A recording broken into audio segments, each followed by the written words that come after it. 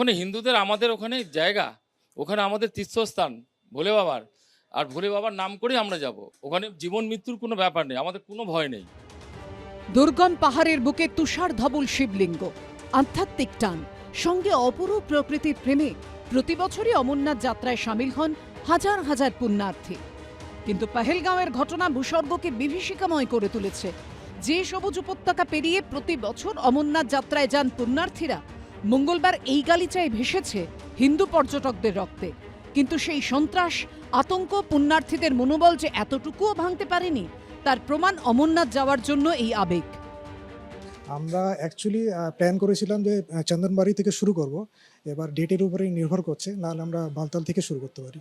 Registration date আমাদের actually আমরা 15 তারিখ থেকে শুরু করবো। ইচ্ছে আছে তো পেহেলগাম থেকে।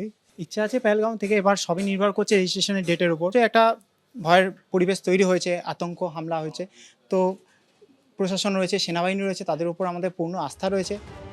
অমরনাথ যাত্রার দুটো রুট, একটি বালতাল হয়ে এই পথে অপেক্ষাকৃত কম সময় লাগে, আরেকটি পেহেলগাঁও। এই রুটে অমরনাথের বেস ক্যাম্পে পৌঁছতে সময় লাগে 3 থেকে 5 দিন। দেরিতে হলেও পুণ্যার্থীদের প্রথম পছন্দ পেহেলগাঁও রুটই, কারণ এই পথে উপত্যকার অপরূপ রূপ। কিন্তু সেই পেহেলগাঁওই স্ত্রী, সন্তান, আত্মীয়দের সামনে বেছে বেছে খুন করা হয়েছে হিন্দু পর্যটকদের। পর্যটকদের মধ্যে ত্রাস, আতঙ্ক আনার চেষ্টা করেছিল জঙ্গিরা, কিন্তু সেই চেষ্টা যে পুরোপুরি ব্যর্থ হয়েছে তার প্রমাণ পেহেলগাঁও পেরিয়ে অমরনাথে যাওয়ার এই ভয়হীন আবেগ।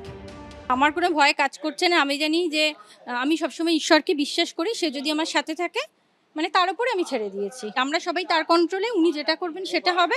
পার্সোনালি আমার কোনো টেনশন নেই।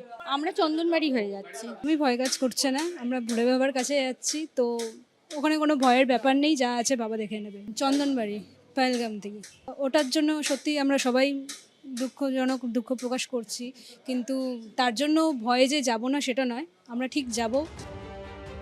3রা জুলাই শুরু হচ্ছে অমরনাথ যাত্রা।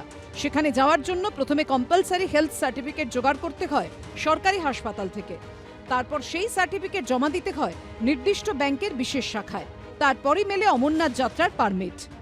যারা লাইনে দাঁড়িয়েছেন তাদের মধ্যে কিন্তু কোনো আতঙ্ক কাজ করছে না। প্রত্যেকেই একদম দৃঢ় প্রতিজ্ঞ যে তারা যাবেন, এবং বেশিরভাগেরই প্রথম পছন্দ পেহেলগাঁও হয়ে অমরনাথ যাওয়া। দুটি রুট আছে, একটি পেহেলগাঁও হয়ে আর একটি বালতাল হয়ে।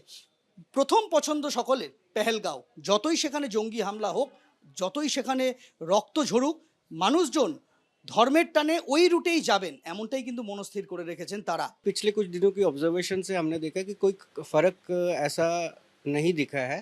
लोगों का उत्साह उतना ही ज़्यादा है, लोग उतनी ही शिद्दत से हमारे पास आ रहे हैं रजिस्ट्रेशन के लिए।